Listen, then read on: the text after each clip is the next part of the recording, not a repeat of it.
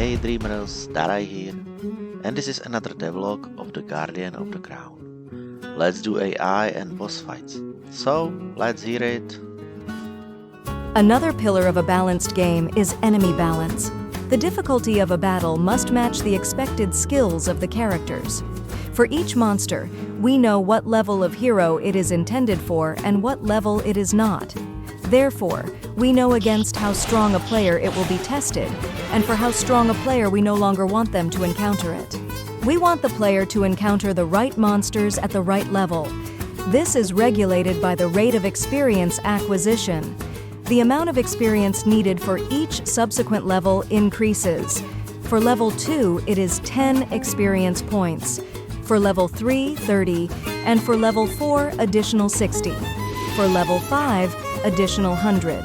We estimate how many enemies the player will encounter in each part of the map, and thus how much experience they will get. By controlling how much experience monsters give, we know at what level the player will be. For example, if the player encounters about 10 monsters and we want them to reach the 4th level, then they need to gain in total 100 experience points, so each monster should give 10. If they encounter 20 monsters, they will advance only one more level, and if only 5, they will advance one level less. The level at which the player should no longer encounter the monster is the level at which the monster is too weak to hurt them. For random encounters, I use a plugin that allows us to manage this. When I know how strong the player will approximately be, I just need to choose what skills the monster should have. For each common monster, I select 2 types of attacks and 1 skill to spice it up. For detailed AI setting of each monster, I again use a plugin. For example, this is a giant hornet. The hornet is agile, dodging many attacks. It doesn't have a very strong shell, but it can unexpectedly bite twice instead of once. Once per fight, it can heal itself. To heal only once per fight, I use a trick. At the start of the fight, I give the hornet a status, can heal, that does nothing. And after the hornet heals, I remove that status. Thus, it won't use the skill a second time. Additionally, the hornet has a 30% chance to unexpectedly call an ally, which I manage using a battle event. As another example, this is a giant centipede. The giant centipede is slower. It is more agile than the hero, but not as much as the hornet, yet it has a stronger shell. Besides biting, it spits poison at the hero. When injured, it can hide in its shell, increase its defense, and heal a bit. Just a little, but it can do it multiple times per battle. And now the first boss fight, the Ghosts of the Cave. The theory is that every boss should test the player on something. They should be unique and not reused later on. In our case, the spirits guard the cave passage.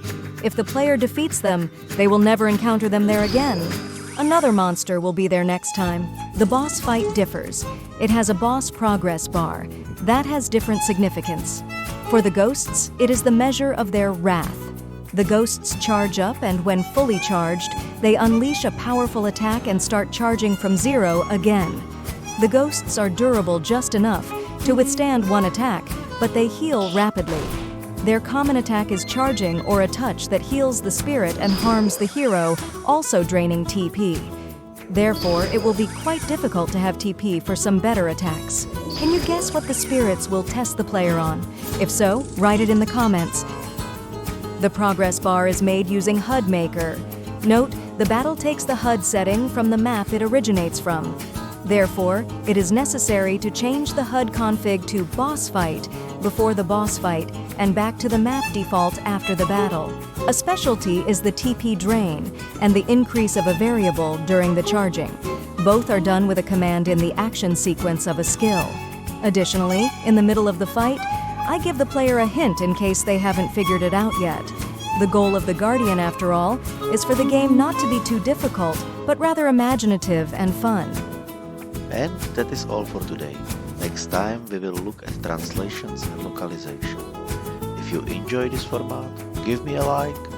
And if you want to know more on this topic, write me a comment or subscribe. Bye!